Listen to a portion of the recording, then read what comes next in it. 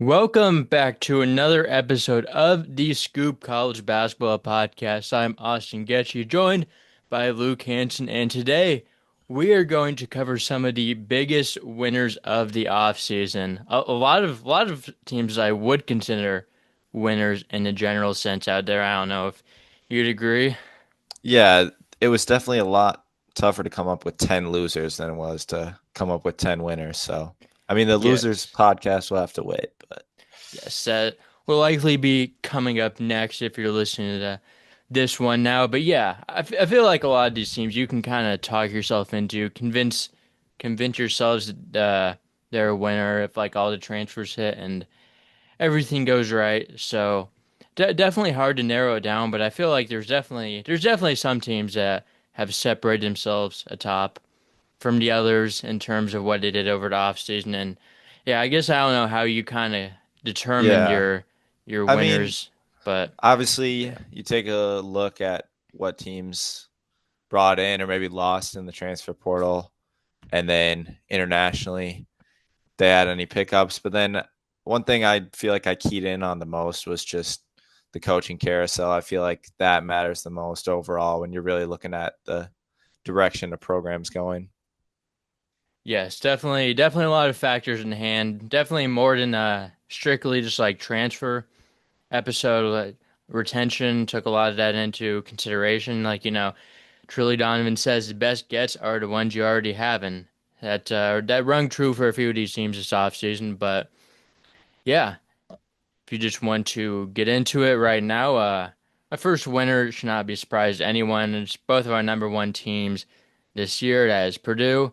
Um, it's hard to find really anything they did wrong this offseason. I mean, we already talked about it quite in depth on our top 25 podcast, which we released a few weeks ago. So if you want to watch that back, you can. But I mean, they kept two of the best players in the country, arguably the best in Braden Smith, and then Trey Kaufman-Renn, Fletcher Loyer back too. They bolstered their interior with Oscar Clough, and then you get a healthy Daniel Jacobson. Omer Meyer's been pretty phenomenal in FIBA events. Like, it's hard to see any flaws, any glaring flaws. I mean, defense could still be like a semi issue, but I mean, it vastly improved. Yeah, I had Purdue as one of my winners as well. Did you rank them 1 through 10 I did or not. I mean, okay. I definitely would consider some of these teams bigger winners than others, but I kind of just made like a list of 10 in no specific order. Okay, yeah. Cause yeah, I had Purdue included. I mean, all the reasons you mentioned and obviously keeping people around at this day and age is difficult and more difficult as it goes on, but Purdue is kind of one of those programs that prides himself on working from within. And they dipped into the transfer portal a little this year, as you mentioned, Oscar Clough and then Omer Meyer from Israel. So I think all things said and done, they went from being a 4 seed last year that kind of struggled in Big Ten play, and now they're the preseason number one. So it's hard to not include them. Yes, I mean they pretty much kept everyone that mattered. I mean, lost a few rotation pieces, but I would argue the people they brought back and the jump, especially when you considering guys like C.J. Cox and Jakari Harris are going to be going to be a little bit better than what they lost in those positions. And yeah, Liam Murphy, another guy that don't really talk about too much, but I mean he should be a great like stretch four off the bench. Gives him some shooting, some contrast. Take and play him at the four when if TKR ever plays a five this year. Just stuff like that. But Yeah, the trickiest thing for this Purdue team is figuring out what to do with the front court minutes with hmm TKR, Clough, and or Daniel Jacobson all inside. yes, I'm also a little interested to see what Omer Meyer actually ends up like, kind of what his role ends up being because I mean he's pretty big, pretty bulky for a guard almost, so I could see him starting at a three. That's kind of what I think now, or whatever you want to call it, just starting alongside Smith and Lawyer, because I mean he's probably like the highest long-term ceiling guy. I mean he's incredibly skilled, elite passer, elite shooter. So Yeah, a lot to like about this Boilermakers team, but I'm gonna let you go into your next winner. Yeah, I mean, this is one I had at the top of the list that we covered in the coaching carousel pod, NC State. Um, Replacing Kevin Keatts with Will Wade, that's the perfect way to start. Obviously, his time at LSU went pretty well before it all came crashing down. And then what he did at McNeese in the Southland was pretty special. And now goes to NC State, kind of has that underdog mentality to him. And that's what NC State has as a program next to Carolina and Duke. And I think he fits there really well. And then obviously, what he brought in with him is one of the best transfer portal hauls in the country, including Darian Williams, who was maybe the best get in the portal this year, was definitely up there with any of them, right next to your Bennett Sturts, your Donovan Dents, and then Terrence Arsenault from Houston, Trey Holloman from Michigan State. Those are two guys I think fit really well with what Wade wants to do.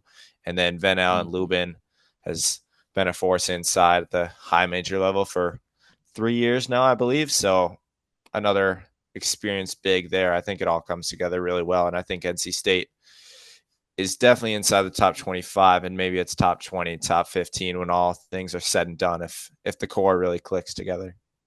Yes, definitely a very big winner at offseason. I had him. I also I grouped NC State and Virginia into one winner because they're very similar situations. Both had very bad years last year. Obviously, Virginia was kind of its own situation with Tony Bennett retiring. Ron Sanchez was never going to be there more than 1 year, but still, I grouped them into the same two teams. I have relatively the same spot in my rankings around that 20 spot, and two teams that were outside the KenPom top 100 last year. So when you have two teams that are that bad last year and the new coach has them projected to be, at least in my eyes, this high.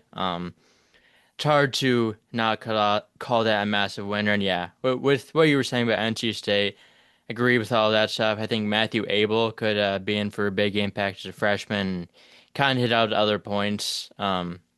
Williams should be one of the best players in the country. And you look at Virginia, they also have a roster that I really like, headlined by the international guys and uh, I forgot how to pronounce DeRitter's name. I literally looked. I think it's Tess DeRitter. I remember like searching it up because I had no idea how to pronounce it. Then you got Johan Grunlow next to him, the big man from Germany, and then obviously guys like Malik Thomas, Jakari White, Devin Tillis, Dallin Hall. A lot to like. I think both teams are very nationally competitive. It's going to be a little bit of an upper year for the ACC, especially compared to where they were last year. And a lot of it's due to those two teams going from outside top 100 to I think top 25. Yeah, I included Virginia as well.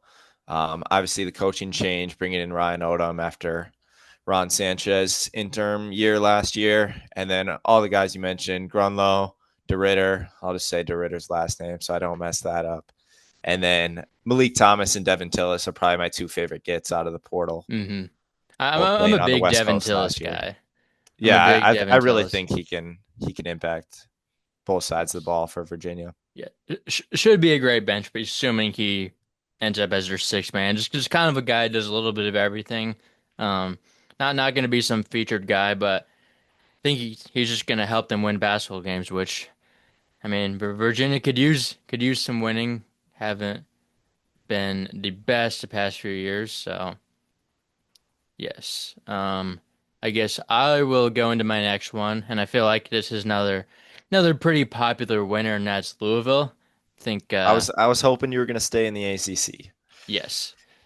Still in the ACC. Big year for the ACC. At least these few teams that we're covering. But yeah, I mean, this might be my favorite. I don't know if it's my favorite roster in the country. I just like how did I think that this is probably the best. Is this the best second unit in the country? Like it's got to be, right?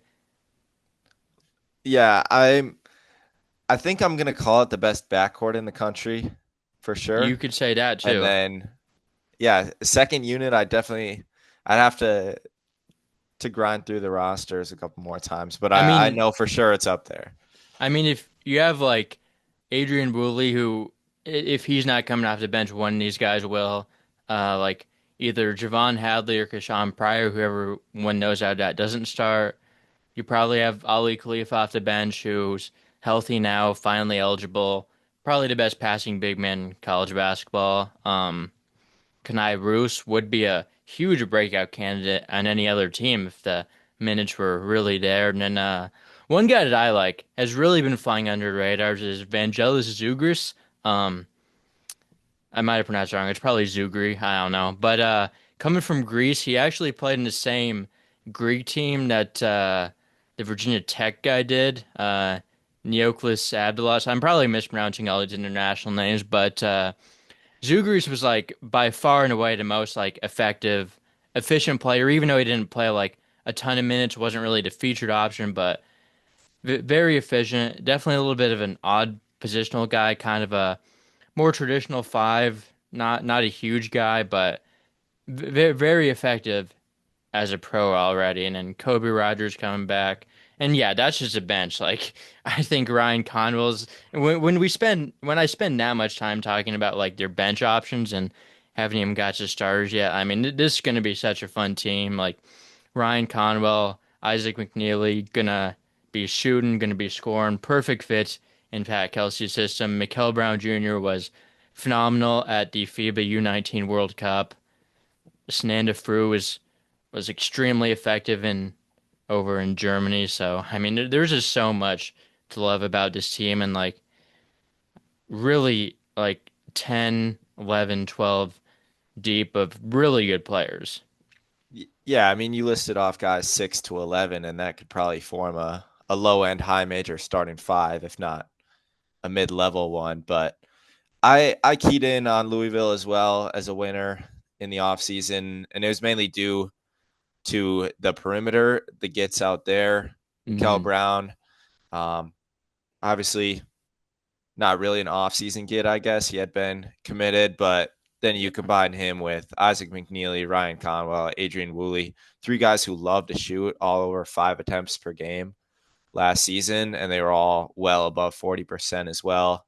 I think McNeely might be one of the most underrated players in the country. Yes, I would second that opinion as well. I was kind of thinking about it earlier when I was kind of making my I, like top 100 lists that we're working on behind the scenes. Shout out Three Man Weave. We're gonna give our own stab at it, but yeah, I mean McNeely shot a million threes at Virginia, which is pretty stagnant offense. Like I mean they were a decently high volume 3-point shooting team, but like you put him with Pat Kelsey, I mean he's just like gonna play so much faster, so he's gonna get a bunch of shots up. Like if he can kind of be in that Rain Smith role, and I think he's definitely more dynamic offensively, yeah, in yeah. I terms mean, of a little he's more been versatile. he's been called like the Rain Smith this year, but I think he has so much more to offer. I mean, he was averaging over 14 a game for that very slow and I mean pretty bad Virginia team last year. And I mean, shout out Three Man Weave for the top 100 list, but they had him in their honorable mention area, and I think he's well inside my top 100. I'll say that. So, Yes, yes. Like Rain Smith, like I mean, I guess we'll see what McNeely's like at Louisville, but like Rain Smith was like only a shooter. I think McNeely is an elite shooter and can add a little bit more as well. So yeah, you want to go into your next winner, see if we're still shooting yeah, 100% here. I'm gonna switch over to the Big Ten. I've got quite a few Big Ten teams, but I'm gonna Okay. go with Iowa. Okay. The I hiring, did the not. high, I didn't have them here. I definitely could have. I didn't lean too heavily into the coaching changes, but I mean, it's easy to pick a lot of winners in the country for yeah. sure. I mean, the hiring of Ben McCollum, we all gave it an A plus hiring Mm. grade. So obviously there's that. And then there's a portal get that comes with it. Bennett Sturts, who I think is probably one of the five best players in the country coming up for this season. Obviously the perfect fit under McCollum. We've seen it at Northwest Missouri State. We've seen it at Drake and now at Iowa. I don't think that's going to be anything different. Alvaro Fulgaris, I hope I said that one right. Think so. Horizon League Player of the Year with Robert Morris last season. I think that's another big get.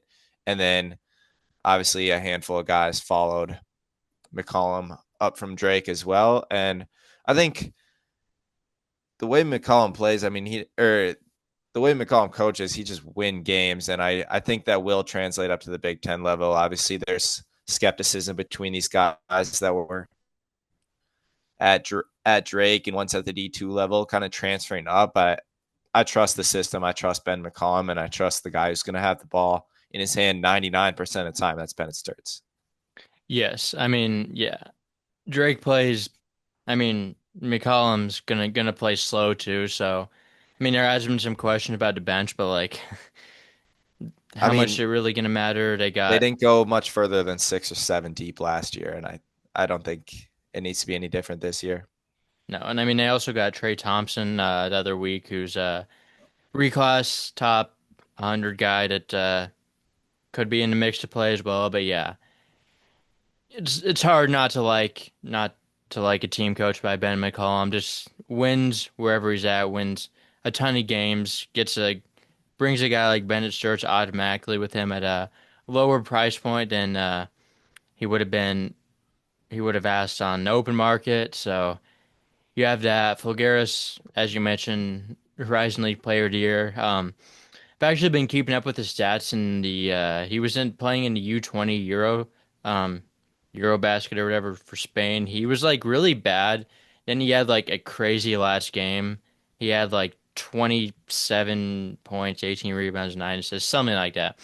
I'm probably not 100% right, but that kind of silenced my doubts and when he's working with McCollum, I think he should be set up for success. I think Brendan Hausen is going to be elite in that system. But yeah, was not on the list of my 10 winners, but I didn't go super into the coaching changes. But if you're going that direction, I mean, they had a pretty big coaching upgrade. I mean, going from anyone to Ben McCollum is an upgrade.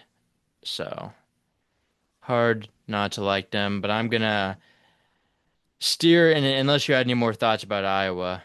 I mean, yeah, that covers it. Ben McCollum and Bennett Sturts, you have those two. I think you're a big winner. So, Yeah, everything else just falling into place around them. But yeah, switching it up, staying within the conference, but heading over to Washington, a big winner.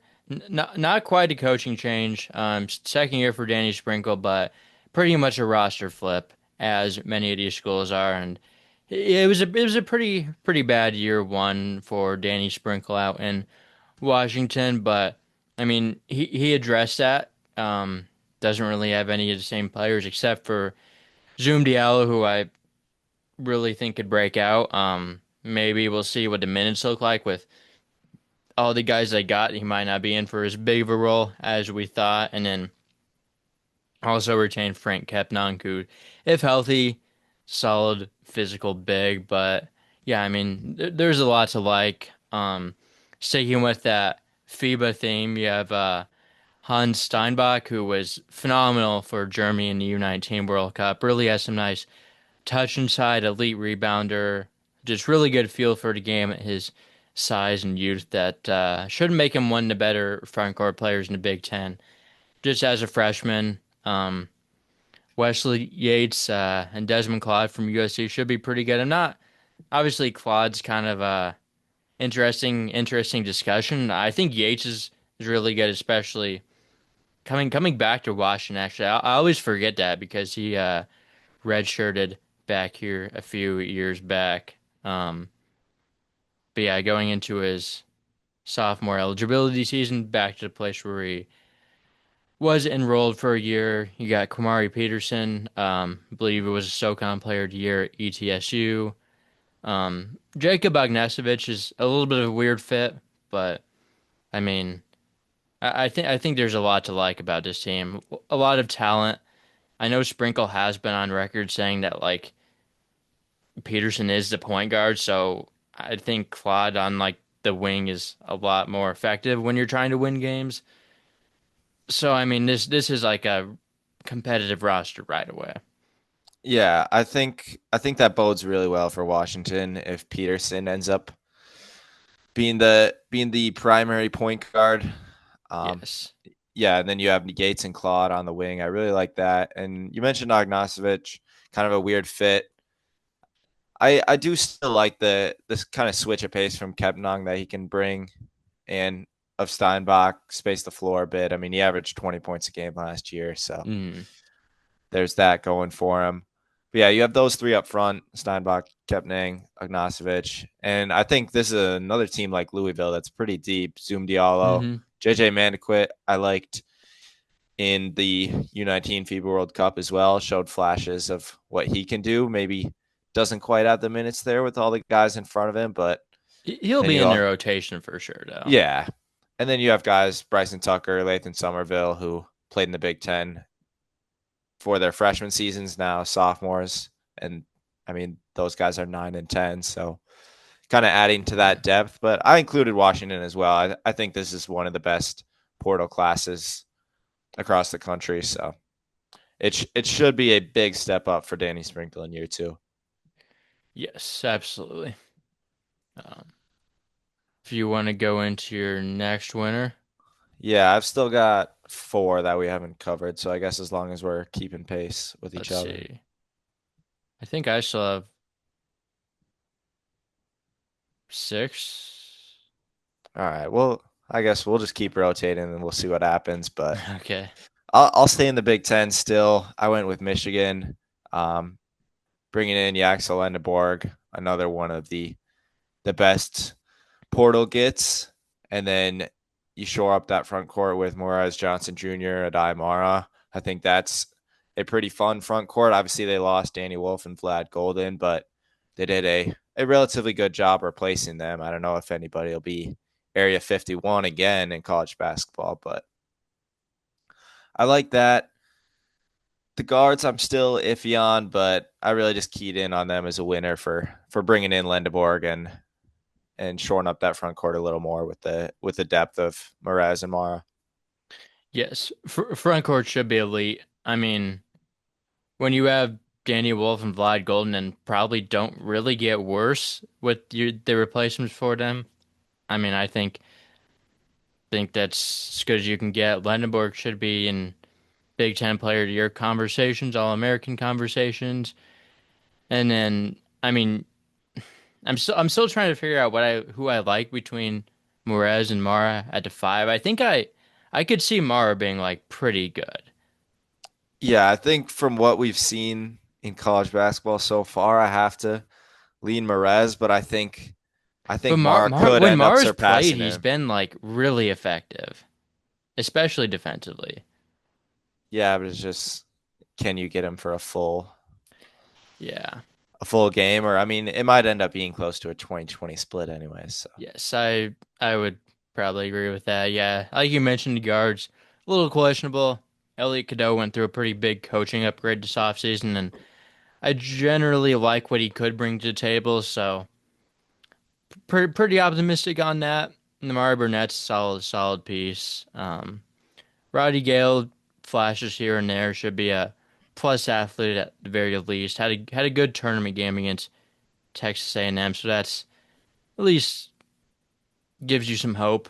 LJ Kaysen could break out. I think Winters Grady could see some minutes right away in the wing. But yeah, yeah, Michigan Trey was McKenney as well, yes. the other Trey freshman. McKinney should be in for a big role as a freshman. Yeah, I mean he's probably going to play more than Grady. I just think Grady could definitely contribute, can give him some shooting right away. But yeah, Michigan not in my group of 10 winners, but definitely a big winner of the offseason of the portal. Yeah, I mean, Dusty Mays did a phenomenal job in year one and looks to continue that the second year. Should be on a pretty good trajectory for the years to come in Ann Arbor, but gonna stay in the conference. Gonna hit the West Coast up again and go to USC, who I think I've been like really low on Eric Musselman's last two portal classes, and honestly, obviously like they've been kind of bad. as we've seen the results. But this is finally one I like. So I'm kind of back in on this must team. I mean, you got Rodney Rice and Chad Baker Mazara, two very good contributors on top 10 teams last year. Jacob Kofi, I think, is a guy who could be pretty good in year two. Coming over from Virginia, showed a lot of promise as a freshman. Definitely some interesting players here, like Jordan Marsh. Not sure how he really fits into the equation.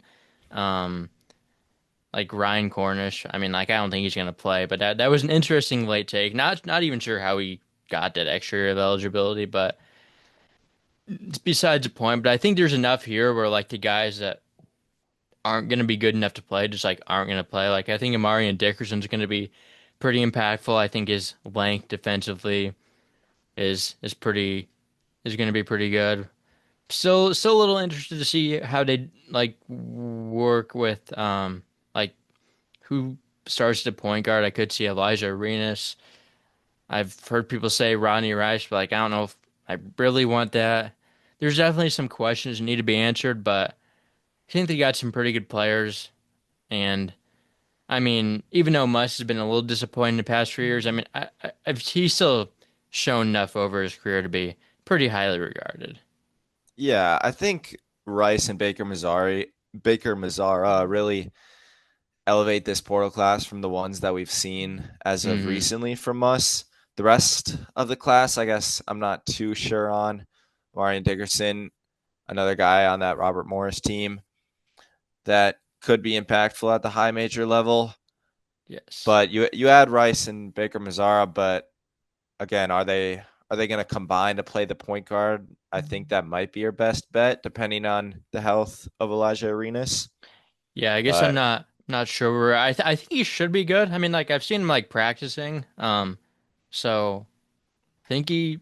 I mean, but especially yeah, since the season starts in November, I think he should be fine. But we will see. Could get off to a little bit of a slow start. I mean, he's young either way. Um, because yeah, I think the backcourt's the strong spot, but it's just about figuring out that point guard role for if this team's going to click or not. I didn't include USC, but I definitely think they're in a much better place than they were last season. yes, yes. Not a fan of, as I mentioned, Musk's last two portal classes. I really like the guys. I think this is at least going to be an awesome team defensively. I mean, Kofi's very impactful on that end. Baker Mazar's pretty solid. I mean, played for a pretty solid defensive team last year. I mean, Dickerson's main selling point is defense. If Gabe Dines sees some minutes, we'll see. Probably, I mean, I guess he's the backup center. I mean, I guess, but Ezra Ozar could play. They definitely have a lot of different rotational things that they could do. Yeah, Maybe, Muss has a lot of positional size once again. yes. Lots of size, lots of length, lots of athleticism, and should be a pretty fun team. Got some interesting guys. Chad Baker Mazara is gonna make any team at least fun to tune into because you never know what's gonna happen with him. Yeah, every time up the floor. Yes. Um, I'll let's I'll stay see. in the Big Ten, I guess. Let's do it. I'll go one more. I've got Indiana again. I guess maybe I was leaning a little too heavily into the coaching carousel, but you replace Mike Woodson with Darian DeVries. I think that's a massive upgrade.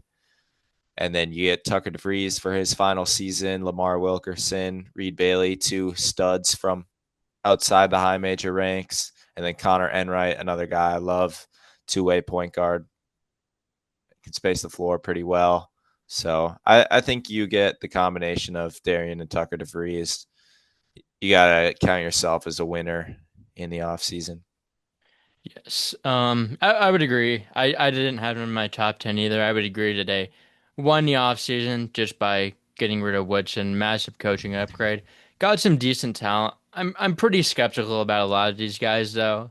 Like, It um, has the mid major all star feel to it in some ways, but I think Tate Conaway, that's a good another two way piece. You split him and Enright at the point.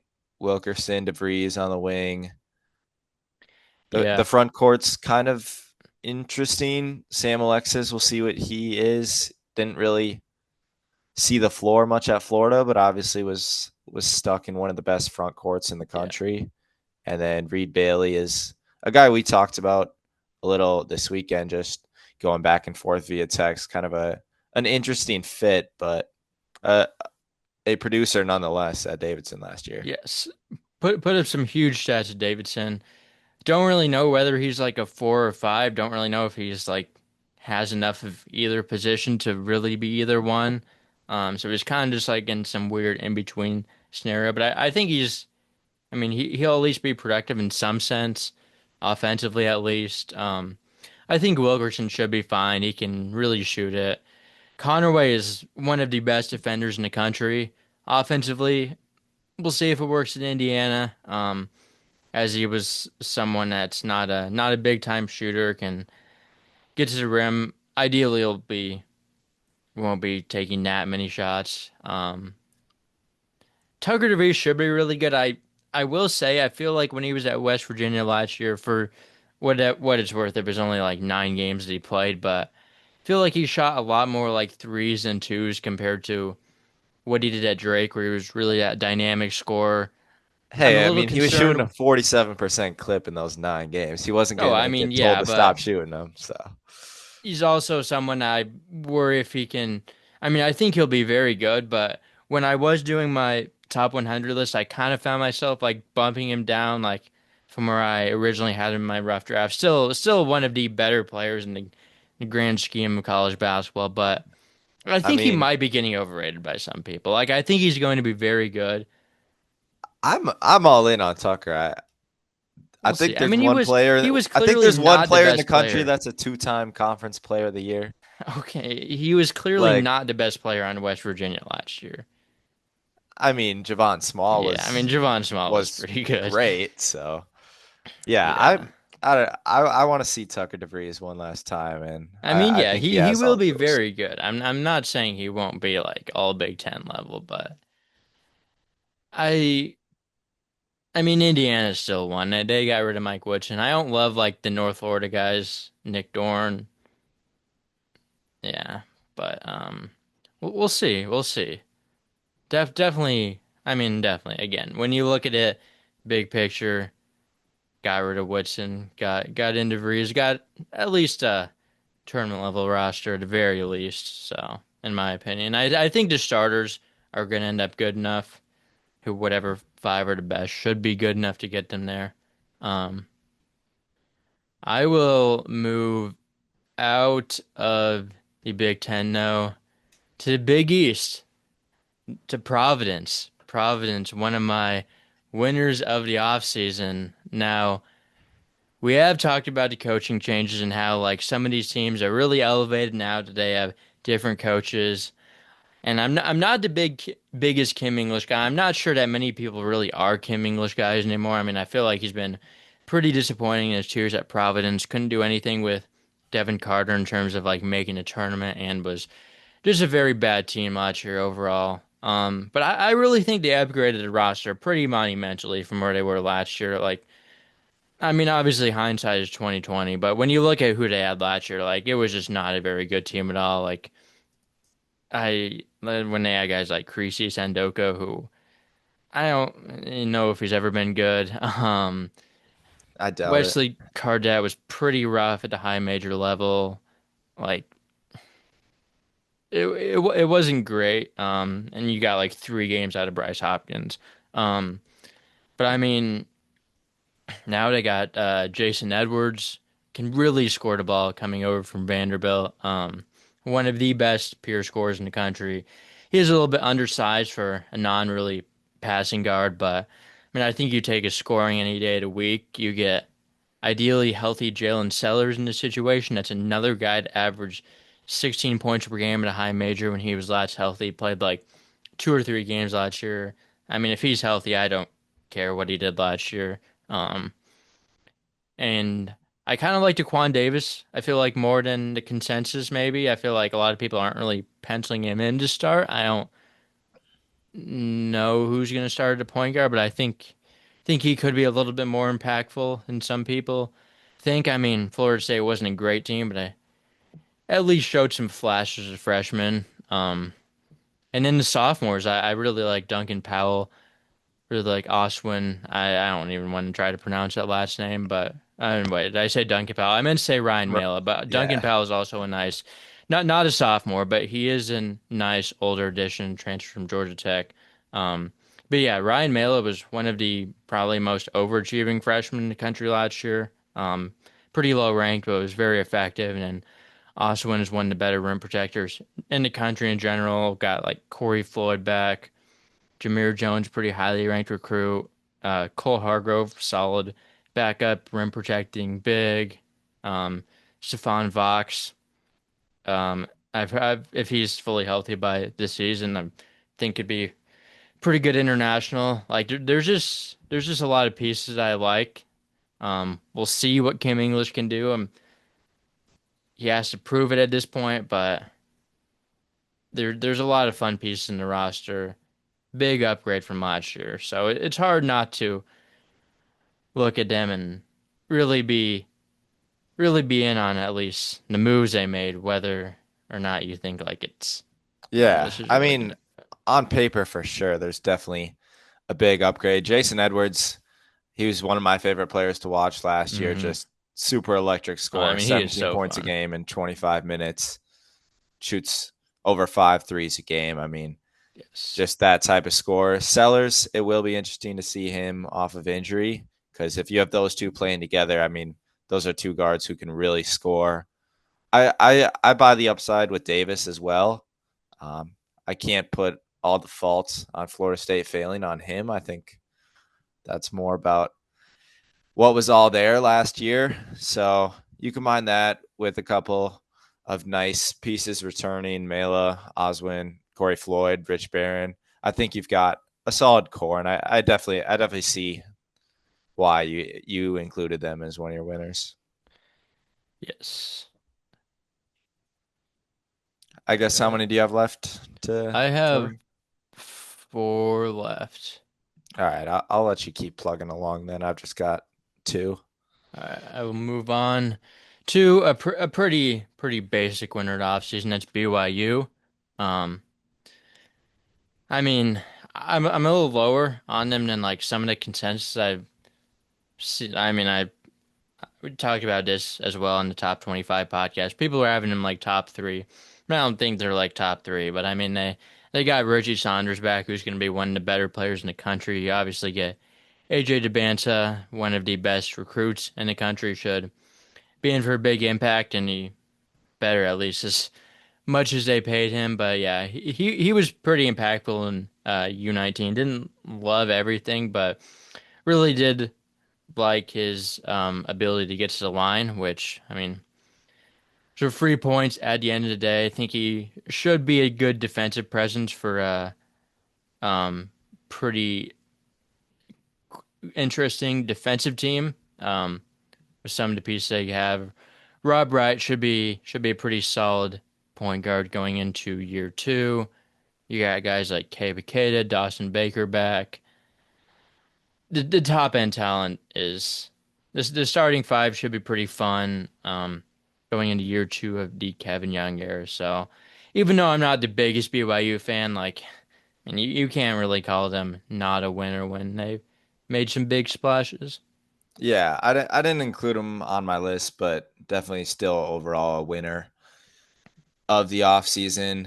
AJ DeBanza, Rob Wright, Richie Saunders. I mean, you have those three players on your roster coming into a season. You're going to be looked at as a winner. Kind of just the skepticisms that you have as well. The depth maybe is a little questionable, and then defensively, how much better really are they than last year? So Yeah. that's where I guess they get knocked down a peg a little.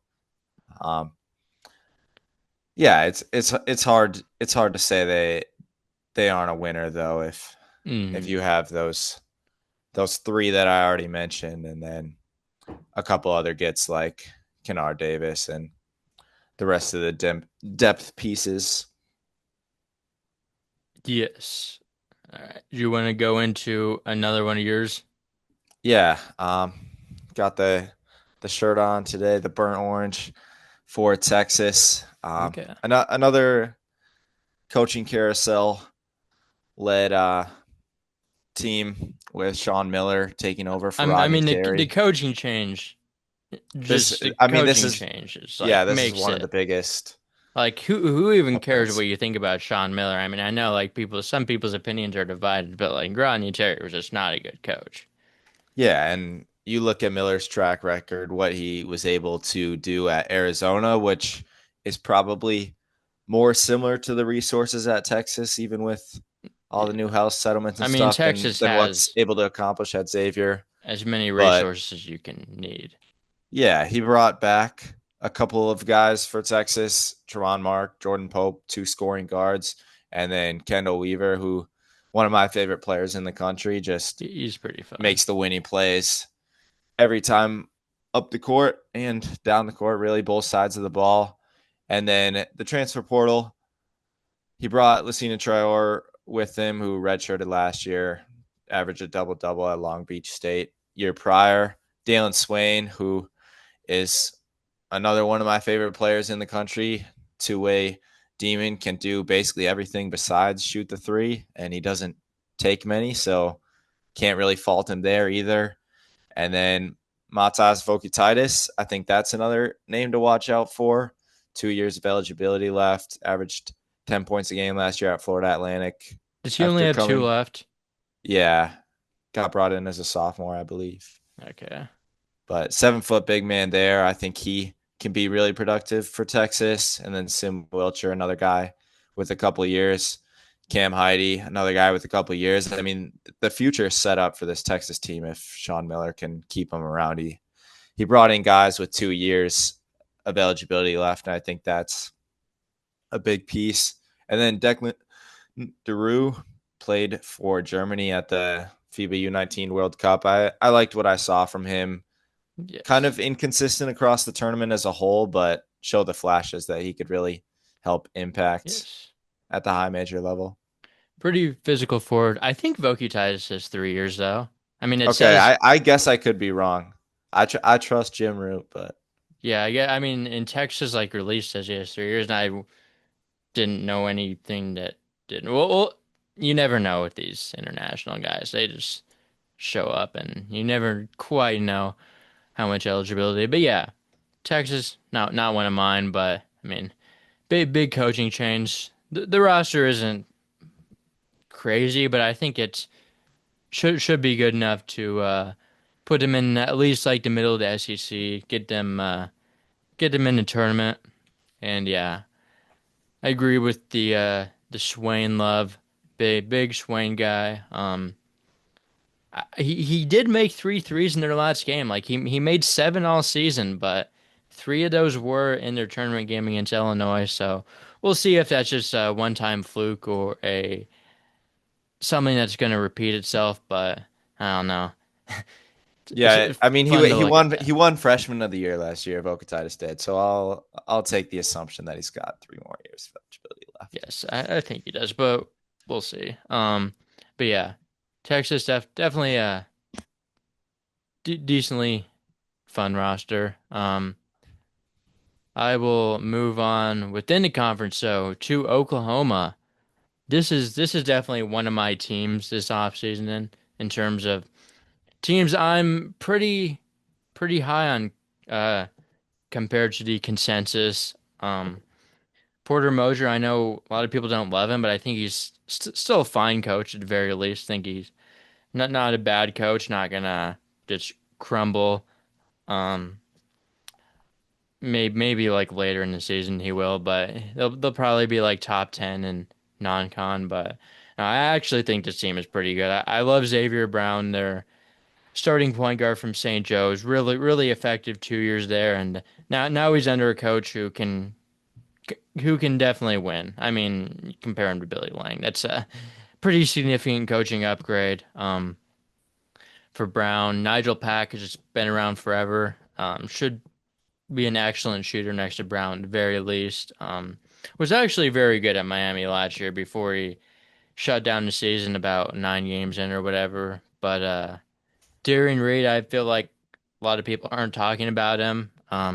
But if he went back to Alabama, he'd probably be like heralded as some huge breakout candidate, former five-star going into year two. I think he could be pretty impactful here. Tay Davis, 15 point per game guy at Notre Dame. I mean the one glaring question mark is a big man. I think Mohamed Wegu is pretty good, but he is kind of a foul monster. So see if incoming freshman Kai Rogers can step in there. I really like both of their pieces coming off injury and Jeff Nwankwo and Jaden Jones. Nwankwo really athletic forward that played in JUCO, put up some big numbers there. If he regains, it might have been an Achilles injury, so we'll see what his Yeah, torn athleticism Achilles. looks like. We'll see what that looks like. But if he's healthy, he's high major level athlete for sure. And then Jaden Jones is someone I really liked out of the portal. And again, we'll see how healthy he is. But he's a guy that can really shoot the ball. Shot 38% from three at Long Beach State. Had pretty impactful defensive numbers. So just a ultimate glue guy if he can be healthy. So. I mean, I really like what they did. Obviously, those guys like Jeremiah Fears. I mean, he definitely had his moments, but definitely had a lot of unimpactful. Definitely was not maybe the most winning player the whole season. So kind of, Yeah, I mean, I think I like Xavier. Honestly, like I don't know if this is like a bad take, but like I think I'd rather have Xavier Brown as my starting point guard than Jeremiah I Fears. I'll wait and see about that one. Um, Next April maybe, but I do Maybe. like Xavier Brown, and you combine him with Nigel Pack. You got two guys who can really score and hmm create in the backcourt. So maybe something that Fears didn't have last season was another guy that could really help him out. Duke Um, Miles wasn't that bad. yeah, but like he's not Nigel Pack or Xavier Brown, I don't think. No, but I And mean, then yeah.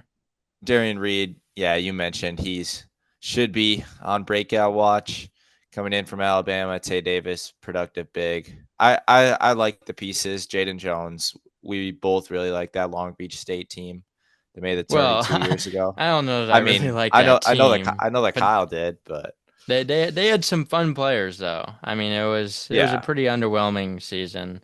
Dan Monson deserved to get fired, but that's besides the point. Jaden Jones is probably it all worked out. yeah, probably my So favorite player from that team. But yeah, um, well, not for Long Beach. Well, they're kind of cooked. I don't know. No one really won that well, situation. I meant like Long Beach State got a tournament appearance out of it, so Yeah, that is I'd true. That chalk it is up as a true. win. That is true. Got to take the win. I mean that's a pretty big one for Yeah. where the program is at. But yeah, I have two more left. Yeah, I'll let you go once more and then I'll give my final All right, team. I actually have a conference here, and that is the A10. I really like what the A10 did this offseason. Kind of went off the path, chose a conference instead of a team for my ninth one. But yeah, I mean, you kind of look through these rosters, and I feel like they're in a pretty good position when you compare them to like maybe the American, the WCC, um, even like some of the Mountain West schools. I mean, I think the A10 did a pretty good job reloading this offseason, stacking up their rosters, got some fun teams. Don't know if there's going to be like multi bids. Definitely a handful of teams that can contend for that spot, but I mean, I really think there's a lot of good teams in this conference. There's not really maybe LaSalle going through a coaching change and got a bunch of transfers and stuff. I mean, everyone got a bunch of transfers. I think I would have them like comfortably last, but like I don't think they're that bad. And I mean, I tried to do power rankings for the conference. I think there's a lot of very good teams. Like it should be on the upswing for sure. Yeah, I like the A10 overall. I like the way you took this. I had a handful of teams in my top 100 rough draft as I'm going through right now: Dayton, VCU, St. Louis, Loyola, and George Mason. So I think most of the same five that were No, hovering no, around no that last GW season. love. George Washington, I think I have as team 101. So yeah, just off the cut line, but yeah, I like overall what they did. Previewed VCU today. Let me find that roster, but just off the top of the head, Ahmad Noel, I think could be pretty Hmm. fun. And then Tyrell Ward, Jadrian Tracy, two high major wings, Barry Evans and Keyshawn Mitchell following Phil Martelli Jr. from Bryant. So I like what they did. And then another team that I really liked looking through was Loyola Chicago, Hmm. which has Dewey Tavares, who I think is a pretty fun player to watch. Averaged 13 last year for Charleston. Miak, freshman of the year at Delaware State 2 years ago. You combine him and then Dominic Harris coming back from injury was pretty productive at Loyola Marymount. Miles Rubin at the five, and then Cade Dotson's another guy that could break out. Will be a sophomore, played sparingly at New Mexico, and then former Gopher Love Joshua Ola Joseph there as well after a year at Cal. Yes. Kamani Winsu too. Big Kamani Winsu guy, Swiss Army knife. But yeah, St. Louis, I really like what Church did. Should have a bigger year too with all of his transfers. I think St. Bonaventure has I'm a some. big Trey Green guy for Yes, St. Louis. yes. Since really good in EYBL circuit back in high school. But yeah, I like George Washington. I know been getting a little bit of hype this offseason. And I think it's fairly warranted. Fordham made a big coaching upgrade. Not that Ergo was bad. That was a weird one, but Magpie was awesome. Even like Duquesne looks a little bit better. Um, I mean Dayton's probably a little bit worse, but well, I kind of forgot they like really fell off a cliff last year. They should be fine. Still should be right up near the top of the conference. Yeah. Yeah.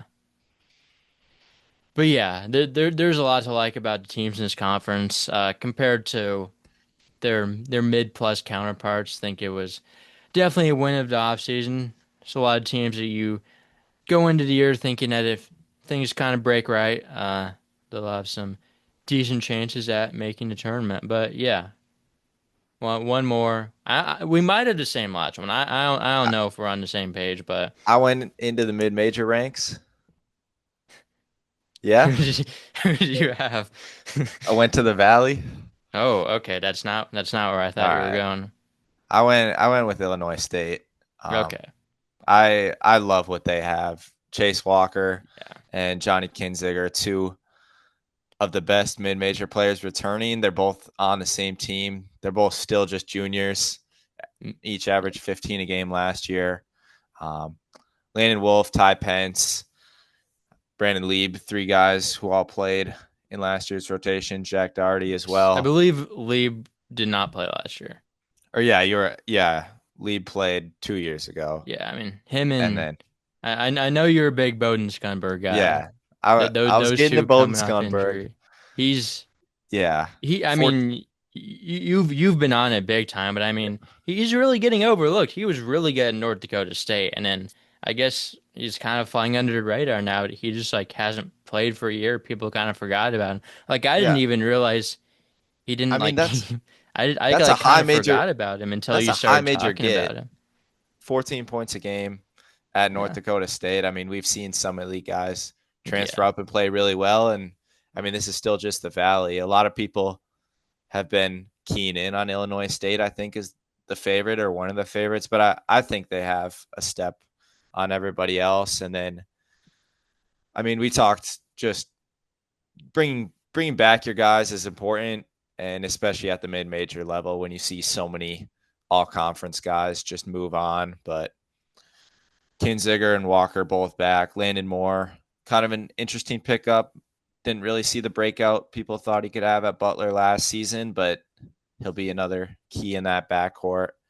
And yeah, you have the big three of Kinziger, Scunberg, and Walker. I think that's definitely good enough to win the Yeah. Valley in what's a down year for the Giants of Drake, Bradley, you and I. Yeah, for sure. Pretty solid freshman class too for Illinois State. I mean, I guess we'll see how the season actually ends up, but should be decently prepared for the future as well. And yeah, I mean, some of their guys can still come back. I would be a little surprised I I'm if pretty Walker sure and Kinziger and Walker will have blank paychecks at this point next year. yeah, I would be a little surprised if they're back for year 4, but I also didn't really expect them to be back for year 3 with the whole landscape of college basketball. So we will see what happens with that. But yeah, definitely a lot to like. Um, I went with San Diego State. I know from Alex, I know you've been I hyping them up to a little bit, and rightfully so. So I how had 12 you? teams on my list at first, and I cut them in UConn. So Yes, you kind of another team that was heavily under consideration. So on the same page there. But yeah, San Diego State. Um, I mean they brought back Miles Bird and Magoon Guath, and most people probably didn't think they'd bring back either one of those, let alone both. Guath was in the portal, about to go to Kentucky. Somehow ends back up at San Diego State. I would imagine the pay cut was pretty significant. Would have got paid a lot more at Kentucky, so not quite sure how they got him back, but I mean, he should be in a position to succeed. I believe he will take a significant offensive jump. He is fairly skilled, I think. Think there's some think we could see him definitely show some offensive talent this year. And then, yeah, Miles Bird thought he was probably going to stay in the draft. He's back in San Diego. Reese Waters didn't play last year. It's a quality piece back. You got BJ Davis back, Farrell Compton and Taj DeGorville back for year 2. LZ Harrington's like a top 70 recruit that they got. USC decommit, and then I mean the transfers don't blow you away, but like Sean Newman averaged 8 assists a game, like Latrell Davis, Jeremiah Oden, those have been guys that have been impactful in the conference. So I mean, there's definitely a lot to like with this team. Brian Dutcher's a very good coach. They obviously do lose Nick Boyd, who I think pretty highly of, but I think this should still be a pretty good team. A little bit of a down year for some of the top Mountain West teams, so I feel pretty comfortable sliding them at first in the conference. yeah, I think Reese Waters coming back from injury might be the most important piece of this team behind getting Bird and Guath back. But as you mentioned, it doesn't really have the flash of like these portal gets or anything. But you bring Hmm. back a ton of key rotational pieces in the Mountain West. I think they should fly through that conference with relative ease. Like, probably won't win it by more than a game or two, but you'll feel comfortable that they're the best team in the league when it's all said and done. So I like what they have. I think they're pretty sneakily underrated on a national level. Yes, yes, and yeah, like a lot of like Guath and Burr, I think still a lot of offensive potential that they can tap Yeah, into. I think Compton's a guy who Yes, could Compton as have a well. bigger breakout. Averaged 5.5 points a game last year. Only got 13 minutes a game, and should see a big jump in minutes with Jared Coleman Jones out of the rotation.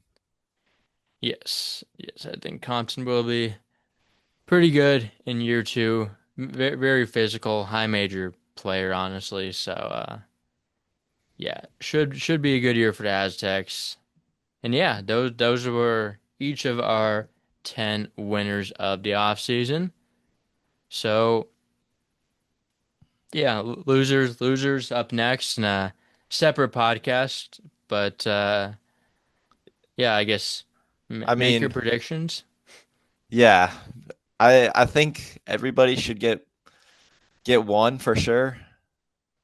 They swung and missed quite a bit in the portal. I'll key in on that, but yeah, I think the theme of these winner, for me at least, the Big Ten had a relatively good offseason. I thought they brought in a lot of talent and kept a lot of talent compared to what the SEC was last year Yes, I think the over SEC all is the going to other be. conferences. Yeah, gonna be a lot worse than last year. I mean, they'll still be very good, but Yeah, and then the top is gonna be down of the SEC. the ACC we mentioned as well. Hmm. Kind of should be a little fun again, especially with Louisville, Virginia, NC State all looking a lot better.